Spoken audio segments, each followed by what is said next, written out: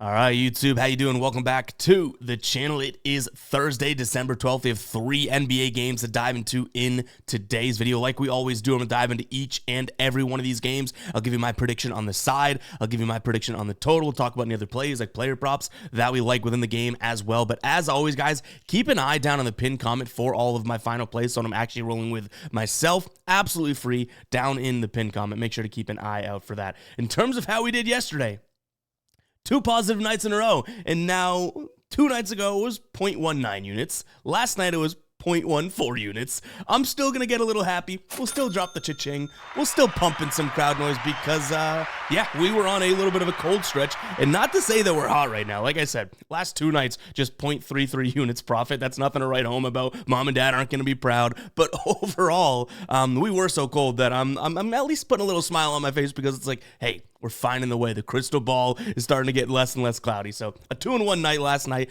could have been a little bit better, I guess. Well, if Brunson hit another 3, it looked like that was going to be a lock the way he was shooting because he wasn't scoring well, but he had 2 threes, I think, in the first half, right? And then just nothing for the second. But the real spot where I went awry decision-making wise is Rockets team total. I really liked the under in that game, and I took an alternate line. Look at that thing, minus 150 juiced. More juice than Jose Canseco in his prime. We didn't need to do that. We could have taken their normal line and everything like that and maybe made a little bit more profit. But you know what? We're not crying over profit. We're happy where we are. It's better to be in the green than the red. Let's go ahead and move forward. We'll take another 2-1 night. In terms of a ride of the day, the soundboard is getting a lot of action today. Let's pump it some more crowd noise.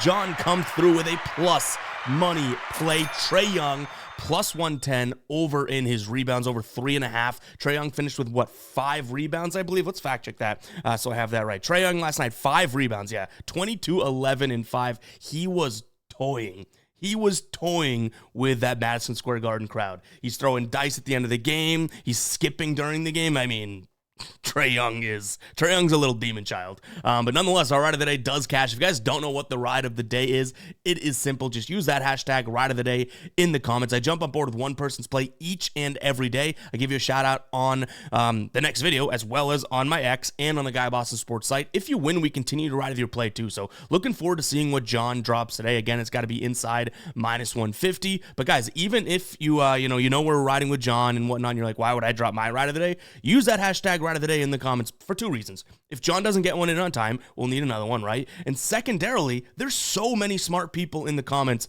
that are throwing out absolute bangers that I don't think of, I don't talk about in the video, anything like that. So if you have a play that you're confident, you're most likely helping other people out in the comments. So go ahead and drop those in the comments there. And make sure you guys are showing love to the ones that you ride within the days prior. I think we have some of the best comment section in terms of throwing out some bangers. So make sure you guys are showing love in the comments. But all right, enough yapping from me. Let's go ahead and dive into game number 1 here. Hit that like button. Hit that subscribe button. Let's rock. We got Boston taking on Detroit.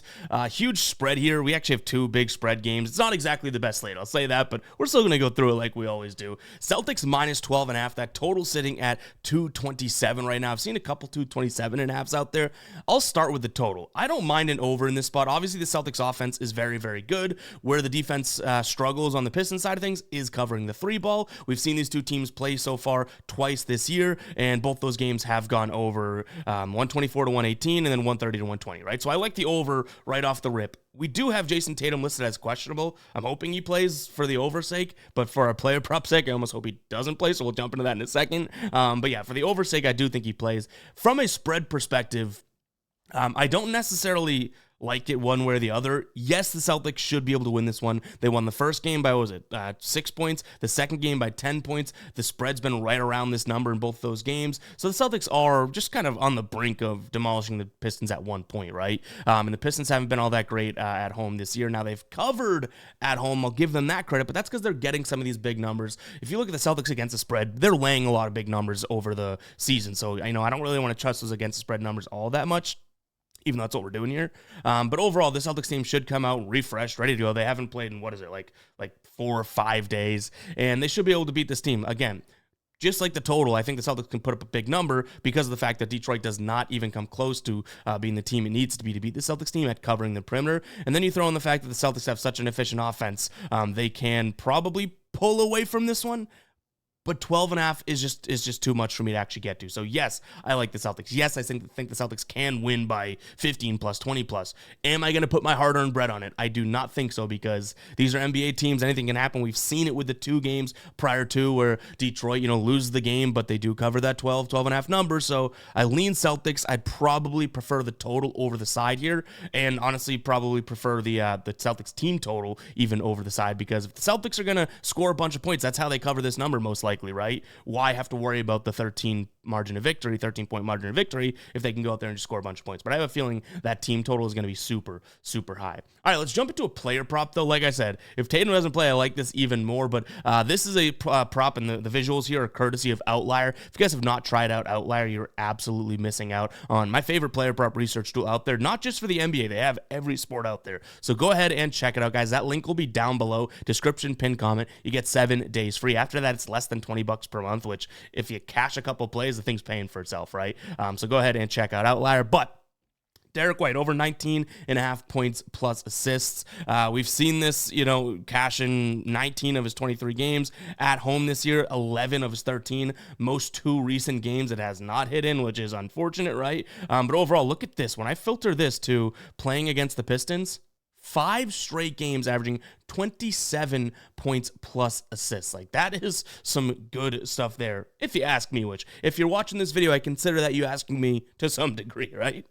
Now, if I am being fair, I will say I think there is no Porzingis in this game and then no Jalen in this game. That might be the case. One of the two. I might have that flip, but either way, obviously, no, it must have been no Porzingis in this game because it was early in the year. But either way, obviously, that's going to favor Derek White, like I mentioned. And Jason Tatum is questionable in this one. So if we look at where Tatum is, right, listed as a game-time decision, 1 game so far this season without Tatum, 14 and 11. So I do like this spot. Derek White should get a lot of usage. And one thing I didn't note that I should note is, look at the minutes. Even when they're beating the Pistons by a lot, Derek White is getting plenty of runs. So yeah, that's definitely a potential spot.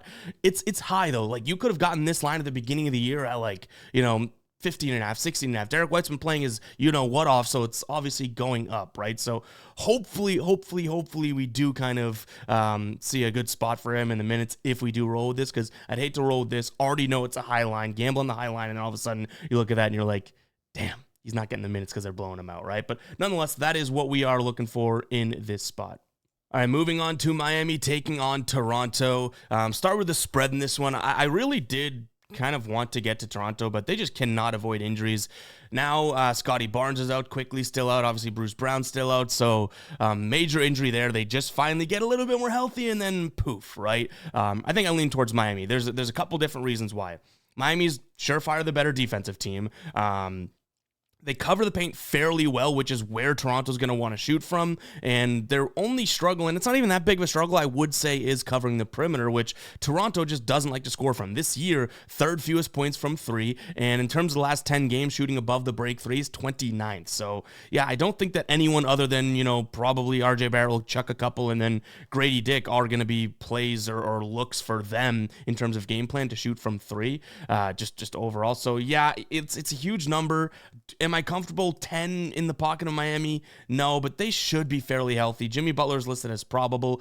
I know we have the rumors about Jimmy wanting to be traded and whatnot, but I think what NBA fans might get confused, it's not like in the NFL when guys just stop trying or something because they're so malcontent. We've definitely seen that in the NBA, don't get me wrong. But if Jimmy Butler wants to, show the Suns, the Rockets, the Warriors, the Mavericks, or any team that is on his list, if that's even true, if he does want to show that, he could play for them, he's going to want to ball out and play well and that type of thing. And then on the flip side, we've seen his agent say none of this is true. So Jimmy Butler still should have that grind mentality and whatnot that we know him for, right? So I do know that there's some drama going on, but either way you look at it tells me that maybe we should still see some good basketball out of him, which would help Miami, obviously. So do I like it? No, it's absolutely gross, but I'm going to lean towards another massive favorite here in this spot, -10. Total sitting at 225. I do think that the pace can come down in this one. Again, Toronto plays at a decent clip, but they cannot score in transition. They are a very bad transition defense, but Miami's not going to try and run in transition, right? So you have a fast-paced Toronto team, but most likely that's due to the fact that their defense hasn't been all that great this year. So yes, they're running, yes, they're playing, yes, they have a lot of possessions per game, but in a game like this against Miami, I expect those possessions to kind of subside. So I'll take the under in this spot, potentially even a Miami team total under, if we can get it at a decent enough number here in this spot. I don't want it to be too high. We did see these two teams play. When was that? Late November, early December. We've seen them play twice this year. Miami did kind of just what I thought they would in game number 1. Game number 2, Toronto did win, but that was obviously just a really bad. I think that was like a Tyler Hero went for almost 35 and no one else did anything. And we saw RJ Barrett and Scotty Barnes combined for, it was like 60 points. So that was more of an anomaly than the first time they played this year, right? So I'm kind of, feeling safe about that in a sense. So Miami as well as an under, maybe a Toronto team total under. One player prop spot that I'm considering here, and he's obviously losing minutes and whatnot, but Terry Rozier over 1.5 3-pointers made. He's hit in 4 straight games against the Raps. You can see on the season's 12 of 20 games, but again, he's losing some of his minutes. Look at the inconsistency here. With Butler coming back, Hero emerging, Duncan Robinson getting more minutes, it's definitely hard for him to get those points. But you can see here, against shooting guards, which you can put him at point guard or shooting guard, both look good in terms of matchup. The next one do I just want to be hurt by this guy? I like RJ Barrett under 24.5 points. I'm sounding the psycho alert alarm because we've taken his under, I think, 3 times this year. One time it cashed with ease. Hopefully that's great. The second time it didn't. And then last game we took his under. He had 30 against the Knicks. So yeah, a little bit difficult here, but what I will say is this Miami team against small forwards, 7th in terms of points allowed, and in terms of his shot profile, he's going to be shooting in the paint a ton, and this Miami team definitely is good at stopping points to the paint and has been better as of late, so hoping that comes through. Head-to-head, you can see here, he's also been crushing it against Miami, so yeah, maybe I'm a crazy person, no Scotty Barnes, that's going to give shots to, obviously, RJ Barrett as well. Look at him on the year without Scotty Barnes, 6 of 11. So yeah, maybe, or he's at the under actually. So there we go. He's at the under. That's a good look. Maybe I am crazy, but overall, this is a spot that I'm looking at. And then again, why do I want to punish myself, right? I'm going right back to Grady Dick, a play that we lost right here, right? Right back to Grady Dick in terms of his over 3s for plus money. Miami does not cover the corner 3 all that well. They collapse in the paint. They shore up the paint. So I don't mind Grady Dick in this type of spot for Grady Dick to get how many times can I say Grady Dick while talking about Grady Dick? Jeez, I'm being a dick now. Anyways, can we do a little nice? But anyways, Grady Dick sitting in the corner. He should get a few attempts. Like the fact that he only had 5 attempts, I think it was 5 attempts in this last game, right? One of those was just a heave at the end of the game. This game did not go according to plan. I expect the Heat to stick to the defensive game plan. The Knicks did not. So yeah, I'm gonna go ahead and lean towards Grady Dick again over 2.5. We got smacked in the face by that last time out. We actually paired RJ Barrett's under, not paired, but rolled with them both. RJ Barrett's under and Grady Dick's over 2.5 threes in the last game, and we're running those back now. That's just insanity. But you know what? It is what it is. Give me Miami, the under, maybe a Toronto team total under, if we can get a good enough number at it. I don't think we will with Miami as 10-point favorites, but then those player props I talked about as well. Guys, keep an eye on the pinned comment. It'll take you to GuyBostonSports.com, absolutely free, and it'll have a write-up of all of my plays along with the video, just so you guys can see what I'm actually rolling with myself. Everything I talk about in the video I like and I find value and I do think is worth considering, but in terms of what I actually, get to the counter with and whatnot, that's what we could consider a final play. And real quick, before we do get to Sacramento and New Orleans, guys, Thursday night, meaning we have Thursday night football over on Underdog. You got a Brock Purdy free pick. I also have my Thursday night football video out, which is on this channel. If you guys do want to go ahead and check it out, just go to our channel. It's the featured video that comes up when you're on the channel page. So go ahead and check that out. But Brock Purdy, 0.5 total yards. Do I think it's a good Brock Purdy spot tonight? Go watch the video and find out, but I do think 1 yard it should be doable from the dude. If you guys don't know what Underdog is, it is very, very simple. All you do is pick higher or lower based on the projections they set for players. You throw those into an entry, 2, 3, 4, 5, however many you want. The more you get correct, the more you get paid out. You do not need to get all of them correct. You can have flex plays and that type of thing as well, but the more you get correct, the more you do get paid out. It's really, really cool, really fun, really easy. Go check out Underdog. Get this free square with the link in the description. Link in the description. I'll also put that link in the pinned comment. Link in the pinned comment. It'll also be on the Guy Boston Sports site with the final plays. You're gonna get I believe it's still up to $1,000 of a deposit bonus as well, which is just nutty to me. Go ahead and check out Underdog, guys. If you do sign up, you will not regret it. Trust me, I've been using this thing for a while now, and it's definitely one of my favorite DFS apps out there. They're dropping promos all the time. Go check out Underdog. That link will be in the pinned comment, description, and over on the Guy Boston Sports site. New Orleans taking on Sacramento. Before we do, guys, comment down below slate and let me know what you think of this slate, because I look at this and I'm kind of like, we've been profitable in 2 straight nights so far.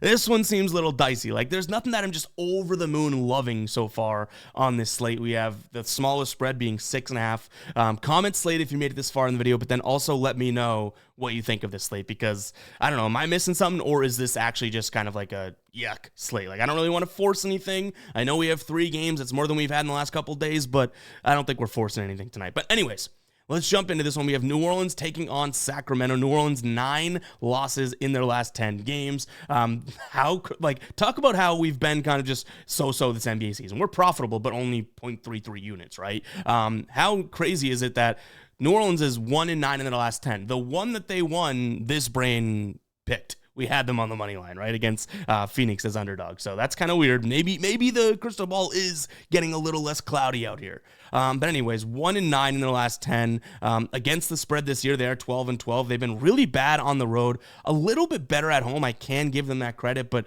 still just 50% cover rate at home. Now, Sacramento.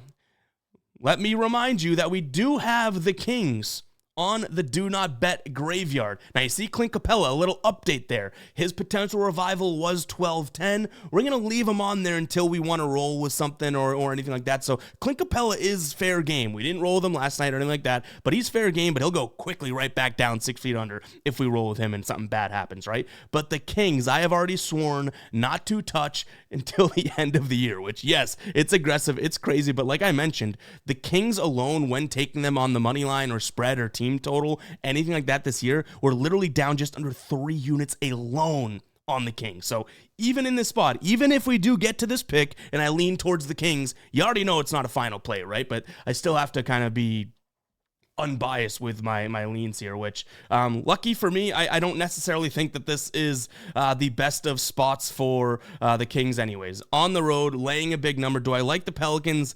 No, but 6.5 is too much for me to lay as looking at the Kings. So those kind of align, but this is what I was talking about when I said this slate is gross. Like, am I really going to convince myself to go with an Brandon Ingram less Pelicans team against a Sacramento team?